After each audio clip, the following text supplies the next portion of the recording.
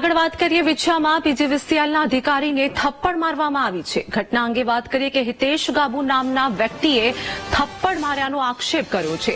Police સ્ટેશનમાં જ પીજીવીસીએલના નાયબ ઇન્જિનિયરને થપ્પડ મારી હતી.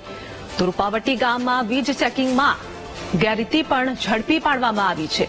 બાંધકામમાં વીજળીનો ઉપયોગ કરાતા બિલ પણ આપવામાં આવ્યું હતું. ખોટી રીતે બિલ આપ્યાનું કહી થપ્પડ મારવામાં આવી હતી. તમારી સાથે સંવાદદાતા સારું જોડાઈ ગયા છે. ઘટના અંગે વાત કરીએ કે જે પ્રમાણે થપ્પડનો કિસ્સો પ્રકાશમાં આવ્યો છે, ખોટી રીતે બિલ આપ્યાનું કહીને થપ્પડ મારવામાં આવી હતી. શું હાલની અપડેટ?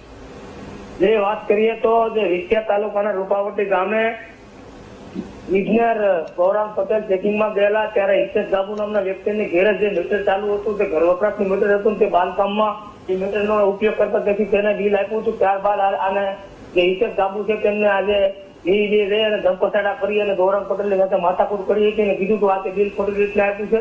ગૌરંગ પટેલ જે વિછિયા પોલીસ સ્ટેશને ગયેલા પોલીસ સ્ટેશને પોલીસ દ્વારા આજે હિતેશ ગાબુને બોલાવવામાં આવ્યો હતો. પીઆઈની ચેમ્બરમાં બે વચ્ચે ઝપાઝપી થઈ હતી અને પીઆઈની ચેમ્બરમાં પીઆઈની હાજરીમાં જ આજે હિતેશ ગાબુ છે તેને આજે ગૌરંગ પટેલ જે ઇજનેર છે તેને એને ફટાકો જીત્યો હતો. ત્યારબાદ પોલીસે હિતેશ ગાબુ વિરુદ્ધ કાયદેસરની કાર્યવાહી કરી હતી. જી આભાર કાઢું માહિતી આપવા બદલ.